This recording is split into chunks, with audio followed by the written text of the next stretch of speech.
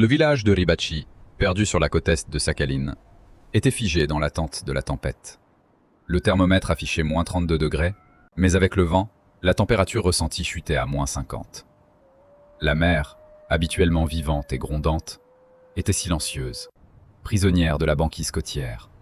Une glace insidieuse qui se formait rapidement et qui, en une seule nuit, avait transformé l'eau libre en un champ blanc infini. Egor, le chef d'une coopérative de pêche locale, sortit sur la rive pour vérifier les bateaux tirés sur le sable.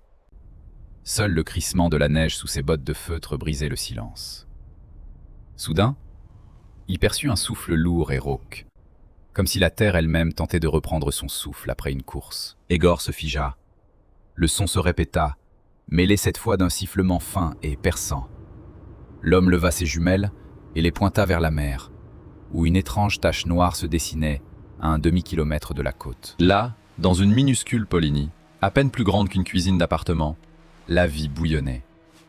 Des triangles noirs d'ailerons dorsaux se levaient et s'abaissaient de manière chaotique. « Des orques », murmura Egor, sentant le froid le pénétrer plus profondément que le gel. C'était une famille, 4 adultes et un petit.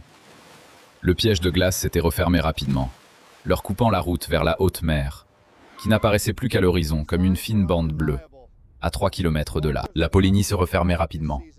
L'eau s'épaississait, se transformant en chouga, une bouillie glacée qui obstruait les évents respiratoires des animaux.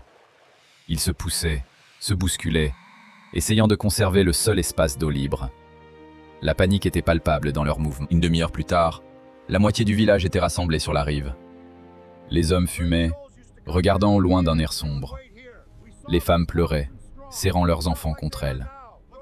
La situation était désespérée. « Les secours n'arriveront pas », dit le policier, rangeant sa radio. Les hélicoptères sont cloués au sol à cause de l'alerte tempête. Le brise-glace n'arrivera que dans 2 jours. Dans 2 jours, nous serons en train de découper 5 statues noires dans la glace, cracha Egor. Ils étoufferont ce soir, ou s'entretueront, à l'étroit. La matriarche du groupe, une énorme femelle avec une entaille sur la nageoire, sortit la tête de l'eau. Elle ne se débattait pas. Elle regardait vers la rive, vers les gens.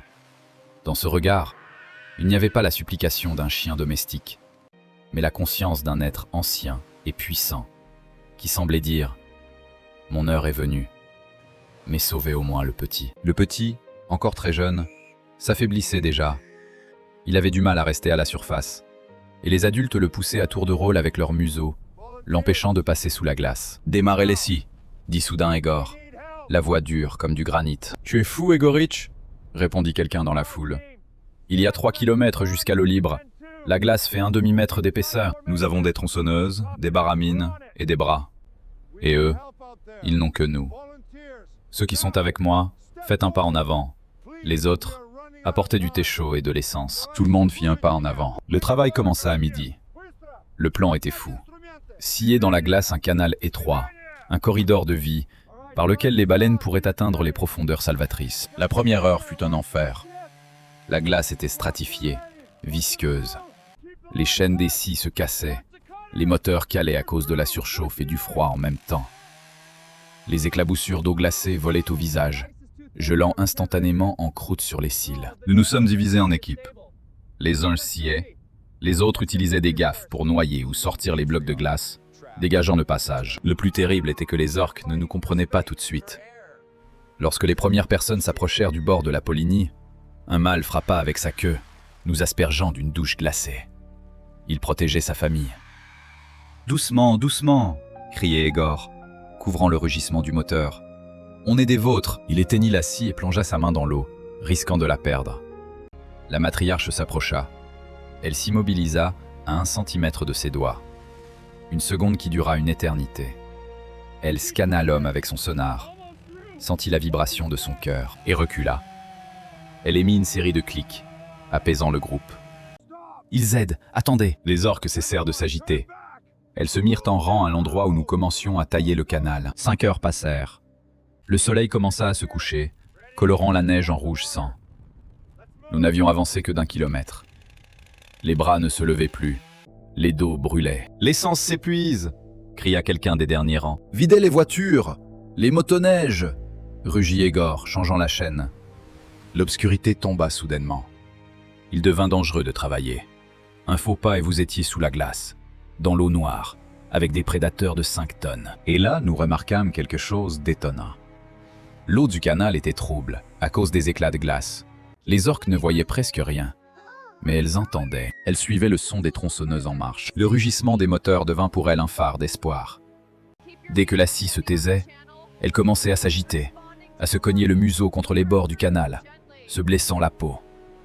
Mais dès que le moteur rugissait, mordant dans la glace, elle se mettait en file indienne et avançait lentement, mètre après mètre, derrière l'homme qui marchait.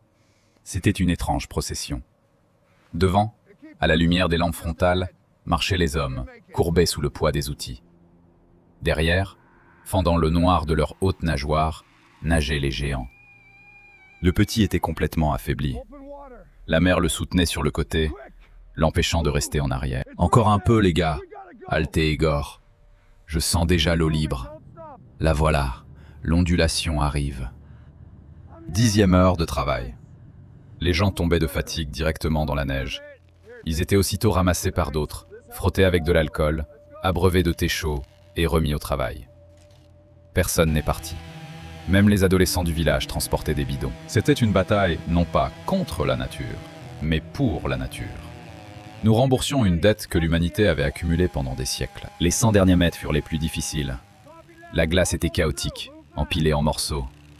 Les scies grinçaient, faisant jaillir des étincelles. « Poussez !» ordonna Igor. 10 hommes s'appuyèrent avec des gaffes sur un énorme morceau de glace qui bloquait la sortie. Un, et... un, et... Le morceau de glace céda avec un gémissement sourd et s'enfonça sous l'eau, ouvrant le passage vers la mer claire et ondulante. Un vent frais nous frappa au visage. La liberté. « Le chemin est ouvert !» hurlâmes-nous, couvrant le bruit des vagues. Les orques s'arrêtèrent au bord même. Elles sentaient l'espace. Elles entendaient le chant de l'océan. La matriarche sortit la première. Elle nagea lentement hors du canal étroit que nous avions taillé pendant 10 heures et plongea dans les profondeurs. Les autres suivirent. Le dernier, soutenu par 2 femelles, sortit le petit. Nous nous tenions au bord de la glace, les scies fumantes baissaient. Le silence envahit la rive. Seule la respiration lourde des hommes et le clapotis des vagues. « Ils sont partis », dit Igor avec un sourire triste, essuyant la sueur de son front avec son bonnet. Et soudain, l'eau à 100 mètres de nous explosa. Elles ne sont pas parties en silence. Elles sont revenues pour dire au revoir. 3 corps énormes s'élevèrent simultanément dans les airs. Un saut synchronisé, parfait dans sa géométrie. À la lumière de nos lampes et de la lune montante, elles ressemblaient à des anges de la mort volants, qui avaient choisi la vie ce jour-là. Les embruns montèrent à la hauteur d'un immeuble de 3 étages. Les orques retombèrent dans l'eau, soulevant un tsunami qui atteignit le bord de la glace et mouilla nos bottes. Puis elles se mirent en ligne, lâchèrent des jets de vapeur simultanés, un salut en l'honneur de leur sauveur, et, faisant volte-face, disparurent dans l'obscurité de l'océan, pour toujours. Nous sommes rentrés au village à l'aube. Nous marchions en silence, titubant de fatigue, mais au fond de chacun de nous brûlait un feu qu'aucun froid ne pouvait éteindre. Le lendemain, tout le monde avait des muscles si douloureux qu'il était impossible de lever une cuillère. Mais personne ne se plaignait. Cette nuit a changé le village. Les anciens disent que depuis lors, la paix chez nous est devenue sans précédent. Que la matriarche, que les habitants ont surnommée Aurore, a conduit des bancs de harengs vers nos côtes en signe de gratitude. Peut-être que ce ne sont que des histoires. Ou peut-être pas. Mais je sais une chose avec certitude. Quand un homme prend non pas un harpon, mais une scie, pour sauver et non pour tuer, la glace fond non seulement dans la mer, mais aussi dans les âmes. La morale de cette histoire résonne plus fort que le rugissement des tronçonneuses. Même dans l'enfer le plus froid, il y a de la place pour la chaleur, si l'on s'unit. La véritable force de l'humanité ne réside pas dans sa capacité à dominer la nature, mais dans sa capacité à la servir lorsqu'elle est en difficulté. Et ce travail ne reste jamais sans réponse.